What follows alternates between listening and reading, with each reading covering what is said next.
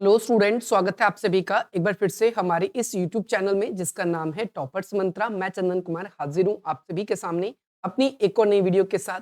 So students, आज की इस नई वीडियो में हम बात करेंगे उन सभी स्टूडेंट्स के लिए जो 8th क्लास के स्टूडेंट्स हैं और उन सभी के पास में सोशल साइंस का सब्जेक्ट है, यानी वे सामाजिक विज्ञान के सब्जेक्ट को पढ़ रहे हैं और वो आज 22 फरवरी 2025 को जो पेपर हुआ है उसका आंसर की जानना चाहते हैं। तो आज की नई वीडियो उन सभी स्टूडेंट्स के लिए इंपॉर्टेंट है। सो स्टूडेंट्स, होपफुली आपकी एग्जाम की तैयारी बहुत अच्छी हुई होगी और आगे के एग्जाम्स के लिए भी अच्छी हुई होगी।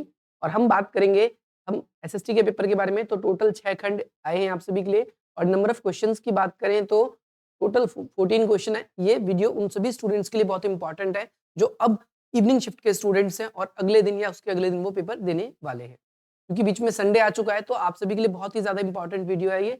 अच्छा, तो सबसे पहली बात तो क्वेश्चन का पेपर का नेचर कैसा है। तो पेपर बहुत आसान है, ज्यादा मुश्किल नहीं आया है। पहला क्वेश्चन जो है वो आप सभी के लिए एमसीक्यू के फॉर्म में।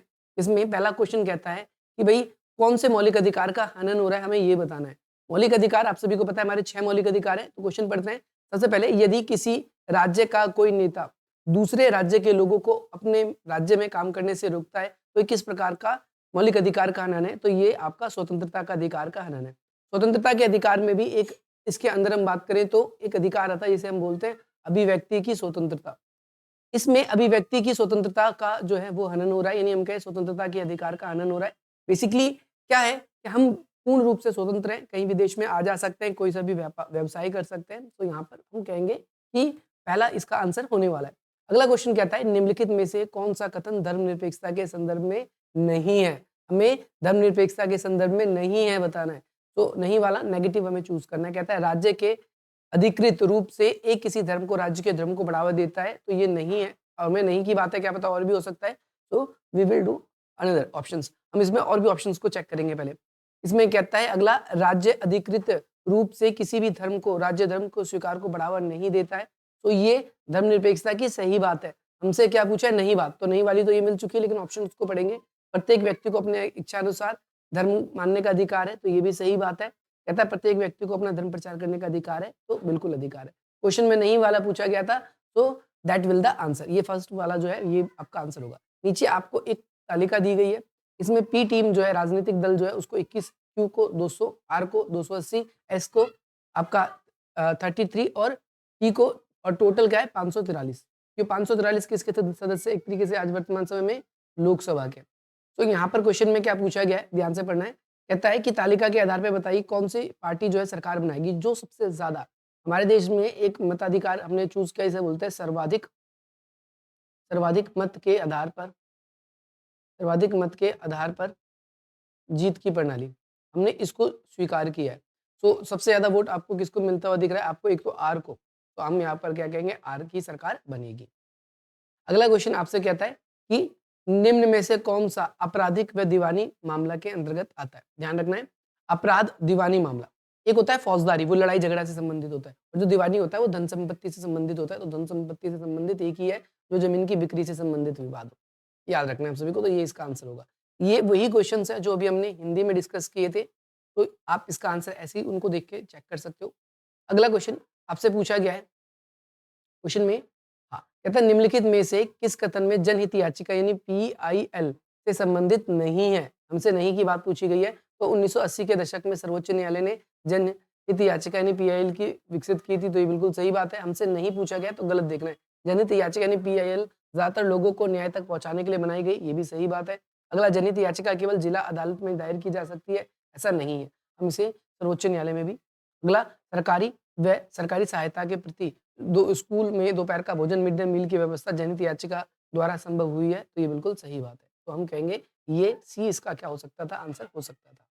अगला क्वेश्चन है, कहता है कि भारत के संविधान के किस अनुच्छेद में अस्पृश्यता यानी छुआछूत को उन्मूलन कहा गया है? तो अनुच्छेद 17 है। ये नहीं, अनुच्छेद 17 आपको टिक करना है। सॉरी, वो मेरे को 7 थोड़ा ये कंसीडर हुआ, तो इसलिए मैंने इसको कहा था, बट ये आंसर इसका होगा। अगला कहता है चावल की कृषि के लिए आवश्यक चाहिए कम वर्षा या मध्यम तापमान। बिल्कुल गलत। चावल के लिए अधिक वर्षा चाहिए। कहता है मध्यम वर्षा या मध्यम वर्षा तथा तापमान, यानी मध्यम, ज्यादा बारिश भी ना हो और ज्यादा तापमान भी ना हो।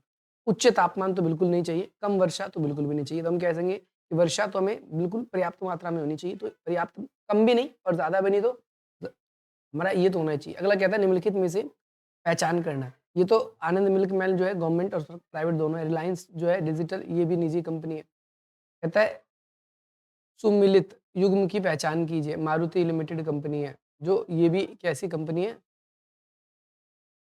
ये मारुति जो है, ये भी एक तरीके से हमारा ए ऑप्शन इसमें आ जाएगा, सुधा डेयरी। ठीक है, ये आपको टिक करना है, बाकी सारी लिमिटेड से। कहता है किसी क्षेत्र को जनसंख्या संगठन बनाता है। किस क्षेत्र का जनसंख्या संगठन बनता है? क्षेत्र में पुरुष और स्त्री कितनी है?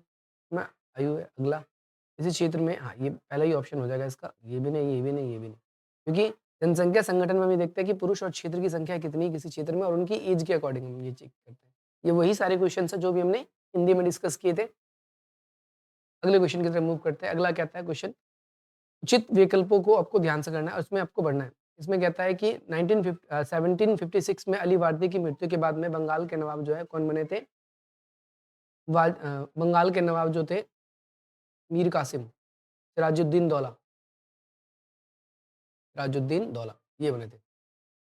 ये ध्यान रखना है, डी इसका ऑप्शन होगा, डी आंसर होगा। अगला क्वेश्चन कहता है कि 19वीं शताब्दी में विलय की नीति किसने शुरू की थी?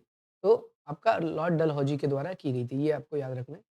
1857 का जो रिवॉल्ट था वो किस स्थान पे हुआ था? तो आपका शुरुआत जो है मेरठ में हुआ था। अगला, 1857 में ब्रिटिश ईस्ट इंडिया कंपनी के कुछ सिपाहियों ने नए कारतूसों का इस्तेमाल करने से मना कर दिया था, क्योंकि अब इसमें ऑप्शन बताना है, क्योंकि उन्हें लगता था कि नए कारतूस का अभ्यास करना मुश्किल है, नए कारतूस की गुणवत्ता खराब है, ये भी गलत है, उनसे उन्हें चोट लग सकती है, इसमें गाय और सुअर की चर्बी का लीप लगाए। तो ये इसका आंसर सही था। अगला कहता है 19वीं सदी में प्राच्यवादी ने पश्चिमी शिक्षा को भारत में समर्थन क्यों किया? कौन थे वो? तो ये ध्यान रखना है, मैकाले। मैकाले के द्वारा सबसे पहले किया गया था। वैसे चार्ल्स वुड भी थे, लेकिन मैकाले इसमें सपोर्ट करने वाले सबसे पहले बंदे थे। अगले कहते हैं कि 1878 में पारित आर्म्स एक्ट के अनुसार क्या था? कि भाई भारतीयों को अपने हथियार रखने के अधिकार जो थे वो छीन लिए गए थे। ये ध्यान रखना, ये इंपॉर्टेंट है। बाकी ये भी गलत, ये भी गलत, ये भी गलत। ये सारे वही क्वेश्चन है जो भी हमने हिंदी में डिस्कस किए थे, तो हम ओनली हिंदी में बात कर रहे हैं, इंग्लिश में भी वही आंसर है। अगला कहता है कि सरकार किस प्रकार से सामाजिक न्याय को सुनिश्चित करती है? सरकार सामाजिक न्याय को कई तरीके से सुनिश्चित करती है। पहली पॉइंट करें तो संविधान को लागू करके, पहली बात। दूसरी बात, सेकंड पॉइंट कहें तो न्यायालय द्वारा सही निर्णय लेकर। ये हो गया अगला। अगला क्वेश्चन कहता है मृदा संरक्षण के कोई 2 उपाय बताओ। मृदा संरक्षण का मतलब है जो जमीन है, जो मिट्टी है, जो मृदा है, इसके संरक्षण की बात होती है। तो इसका पहला इसका ऑप्शन हो जाएगा कि हम क्या कर सकते हैं, घास घास के मैदानों घास के मैदानों घास के मैदानों में वृद्धि करके, पहला पॉइंट, या फिर वृक्षारोपण करके। दूसरे पॉइंट की बात करें तो हम क्या कर सकते हैं, अति चराई को या फिर अति सिंचाई को कम करके। अति चराई को कम करके, और भी पॉइंट, अति चराई को कम कर सकते हैं हम, किनारे-किनारे मेड़ लगा सकते हैं या बाड़ेबंदी कर सकते हैं, इस तरीके से भी हो सकता है। अगला क्वेश्चन कहता है भूमि के उपयोग किसे कहते हैं? भूमि का उपयोग क्या है? हम भूमि का उपयोग का मतलब है भूमि को किस प्रकार से उपयोग किया जा रहा है, उस पे कृषि की जा रही है, उस पर घर बनाए जा रहे हैं, उन पर आवास स्थापित किए जा रहे हैं, या फिर उनको पशुओं के लिए यूज़ किया जाता है। स्वामित्व के आधार पर भूमि को कौन-कौन से प्रकार है? स्वामित्व के आधार पे भूमि को 3 भागों में बाँटा जाता है। पहला निजी, दूसरा सार्वजनिक और तीसरा होता है संयुक्त, जिसमें सार्वजनिक और निजी तीनों क्षेत्र होते हैं। ठीक है? तो ये याद रखना है। अगला क्वेश्चन, बंगाल का विभाजन के विरोध करने के लिए स्वदेशी आंदोलन में किन-किन तरीकों का उपयोग किया गया? अगर हम बात करें तो इसमें कई तरीके का उपयोग किया गया था। इसमें सबसे पहले कौन-सा तरीका अपनाया गया था कि हमें अंग्रेजी अंग्रेजी अंग्रेजी चीज़ों अंग्रेजी चीज़ों का बहिष्कार करना है। बहिष्कार करा है।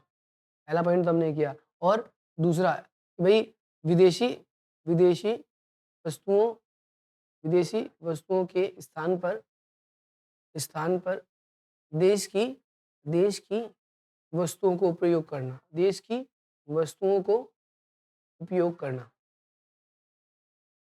करना, ये आपको याद रखना है।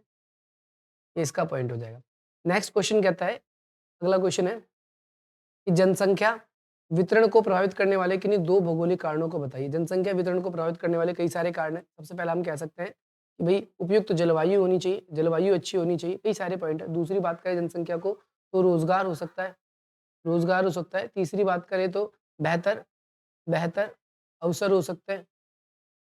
फिर चौथी बात करें तो संसाधनों संसाधनों की बहुतायत बहुतायत और भी बहुत सारे रीजंस हो सकते हैं। अगला क्वेश्चन कहता है जनसंख्या वितरण को प्रभावित करने वाले किन्हीं सामाजिक नहीं एक सामाजिक और आर्थिक कारणों को बताइए। जनसंख्या वितरण को प्रभावित करने वाले और उसके अच्छा भौगोलिक कारण कह रहा था, तो भौगोलिक कारण में अच्छा ये भौगोलिक में नहीं, ये अगले वाले में इसमें आप लिख सकते हो ये सारे पॉइंट। इस वाले में भौगोलिक ही कहना है। भौगोलिक के अंदर आप क्या लिखोगे?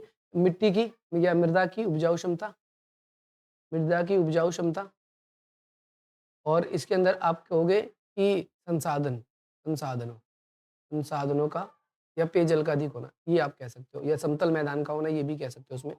अगला क्वेश्चन कहा गया है कि भारत में न्यायपालिका की स्वतंत्रता किस प्रकार रखा गया और इसके क्या लाभ है? तो भारत में न्यायपालिका की स्वतंत्रता कई तरीके से रखी गई है। सबसे पहली बात करें तो न्यायपालिका न्यायपालिका न्यायपालिका को न्यायपालिका न्यायपालिका को क्या किया गया है? कार्यपालिका कार्यपालिका और विधायिका विधायिका से स्वतंत्र रखा गया है। पहली बात, स्वतंत्र रखा गया है। पहला पॉइंट तो आप ये लिखोगे। दूसरी बात करें, दूसरा पॉइंट की बात करें तो हमने संविधान संविधान में न्यायालय को संविधान का रक्षक भी बनाया है। इस संविधान के अकॉर्डिंग काम करेगा। संविधान में न्यायपालिका ही सुनिश्चित करती है कि संविधान के अकॉर्डिंग क्या है क्या नहीं। इसका क्या लाभ है? इसका लाभ ये है कि भाई लाभ की बात करेंगे तो इसका लाभ ये मिलता है कि सभी सभी को न्याय मिल पाता है, न्याय मिल पाता है। अब देखो कोई अमीर है, कोई गरीब है, तो क्या होगा कि अमीर क्या करेगा? चतुर वकील रख लेगा, पैसे घूस दे देगा या भ्रष्टाचार के जरिए वो अन्याय को भी न्याय में बदल सकता है। परंतु न्यायपालिका स्वतंत्र है तो वो सब चीज़ों को देखेगी फिर न्याय देगी। अगला क्वेश्चन कहता है भारत में न्यायपालिका की संरचना की व्याख्या कीजिए। तो भारत में अगर न्यायपालिका की संरचना की बात करते हैं तो सबसे ऊपर आता है आपका, जिसे हम बोलते हैं सर्वोच्च न्यायालय। सर्वोच्च न्यायालय, इसे हम उच्चतम न्यायालय भी बोलते हैं, उच्चतम न्यायालय। इसके नीचे आता है आपका उच्च न्यायालय, उच्च न्यायालय। इसके नीचे आता है आपका जिला न्यायालय, और इसके भी नीचे आपका आ जाता है जिसे हम बोलते हैं अधीनस्थ न्यायालय। अधीनस्थ न्यायालय, पहला, दूसरा, तीसरा, चौथा। इंग्लिश में बात करें तो ये local court, district court, high court और ये सुप्रीम कोर्ट। याद रखना है। वुड की नीति में यूरोपीय शिक्षा के क्या लाभ बताए गए? तो भाई यूरोपीय शिक्षा के कई सारे लाभ बताए गए। सबसे पहला लाभ कि ये शिक्षा ये शिक्षा यूरोपीय शिक्षा कैसी है? व्यवहारिक व्यवहारिक शिक्षा, सबसे इम्पोर्टेंट और पहली बात। दूसरी बात करें, सबसे पहली बात तो, और दूसरी बात क्या है कि ये भेदभाव भेदभाव रहित है। तीसरी बात, ईसाई धर्म को बढ़ावा देती है, को बढ़ावा देती है, ईसाई धर्म को बढ़ावा देती है। एक ये भी याद रखना आप सभी को। अगला कहता है भारतीय ज्ञान विज्ञान शिक्षा के वितरण में विलियम जोन्स और इसके विचारों की व्याख्या कीजिए। आप सेम पॉइंट ये भी इसमें चाहो तो लिख सकते हो, कोई दिक्कत नहीं है। अगला कहता है क्वेश्चन, राष्ट्रीय सरकार का गठन किस प्रकार किया जाता है? राष्ट्र की सरकार का गठन जो है लोकसभा के चुनाव के बाद, पहली बात लोकसभा के चुनाव किए जाते हैं। लोकसभा के सदस्यों का चुनाव सदस्यों का चुनाव। अब इसके बाद में दूसरे पॉइंट में भाई लोकसभा में बहुमत बहुमत बहुमत दल अपनी सरकार बनाता है, अपनी सरकार बनाता है। तीसरी बात भाई लोकसभा लोकसभा में बहुमत बहुमत दल का नेता प्रधानमंत्री होता है, यानी पीएम होता है। अगली बात, पीएम के द्वारा अपने मंत्रियों मंत्रियों का चुनाव किया जाता है।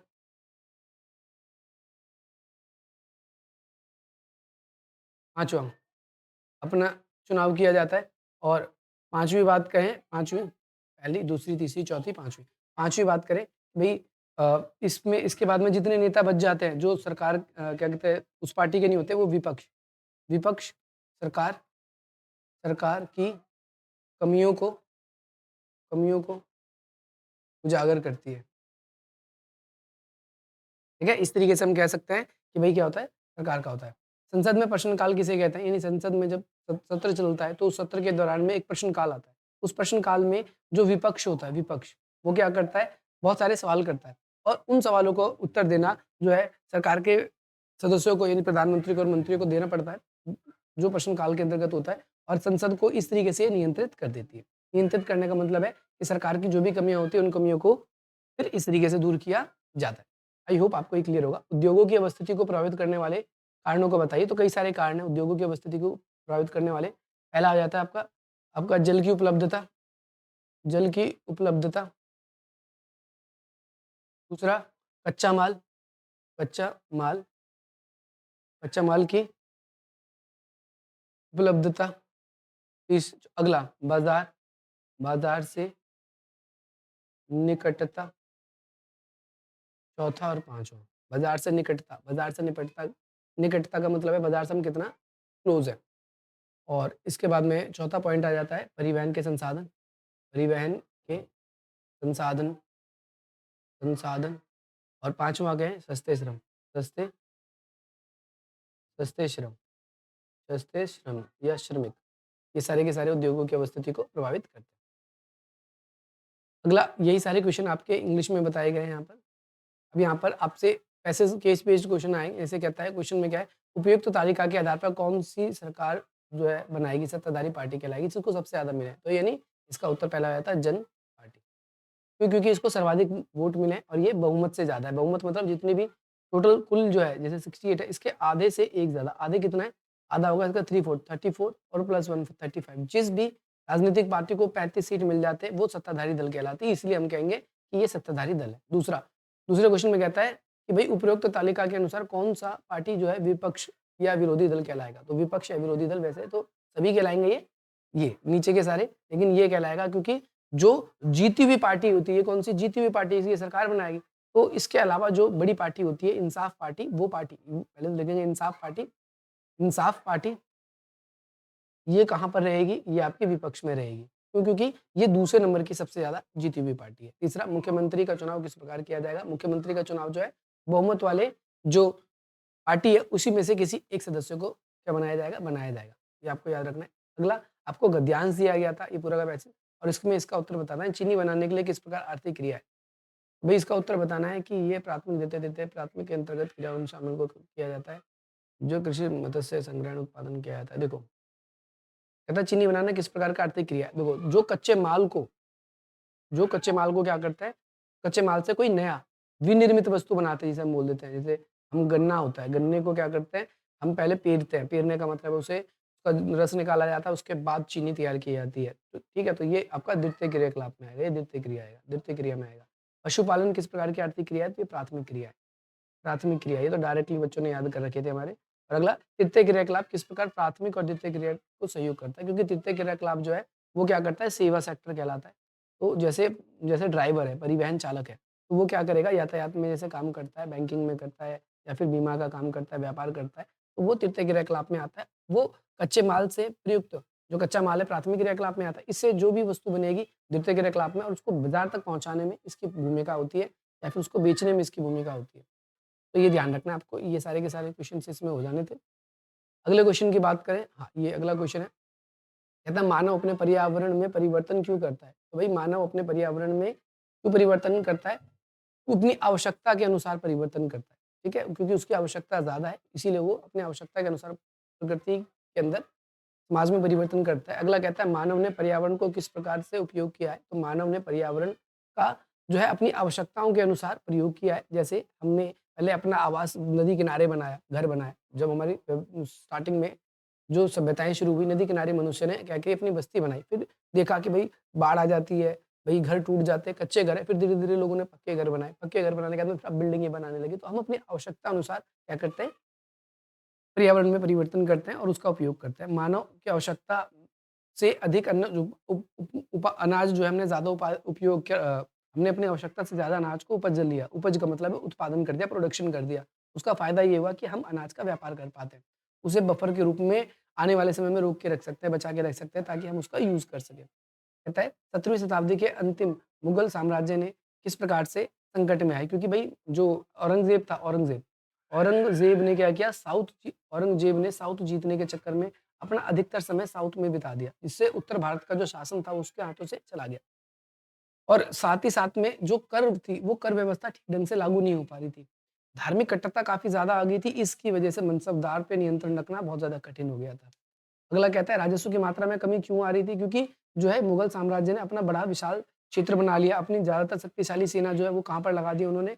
उन्होंने प्रांतों पर नियंत्रण रखने में लगा दिया और इसकी वजह से बहुत से लोग जो है वो टैक्स देते ही नहीं थे। इस वजह से राजस्व में क्या आ गई? कमी आ गई। लास्ट आपका जो है मानचित्र का था, मानचित्र में आपको अहमदाबाद जो है आपका कहाँ पर है? आपका गुजरात में। जलियांवाला बाग कहाँ पर है? आपका पंजाब में। वैसे मैप क्योंकि यहाँ पर मुझे दिख नहीं रहा है। चंपारण आपका कहाँ पर है? बिहार में। भई लखनऊ कहाँ पर है? आपका उत्तर प्रदेश में, यूपी में। दिल्ली तो आपको पता ही है, झांसी जो है वो आपका मध्य प्रदेश में। ये सारे के सारे आपके क्षेत्र थे जो आपको मैप में लोकेट करने थे, क्योंकि मैप तो मेरे पास है नहीं, बच्चे ने लगा दिया है। आप इसका उत्तर वैसे भी आप लिख सकते हो और बाकी आप मैप में आई होप आप ये कर दोगे। दिल्ली तो सबको पता ही है, तो दिल्ली के लिए दिल्ली लिखने की कोई आवश्यकता नहीं है। सो आई होप आपको ये पेपर बहुत ज़्यादा अच्छा लगा होगा, एन्जॉय किया होगा और आपने बहुत सारे स्टूडेंट्स ऐसे होंगे जो अब आगे पेपर देंगे तो उन लोगों के रियली फ़ायदा पहुँचाएगा। बाकी मिलते हैं हम आप सभी से अपनी अगली वीडियो में। अगर वीडियो पसंद आई है तो इसे लाइक करें, अधिक से अधिक मित्रों तक शेयर करें। जय हिंद, जय भारत।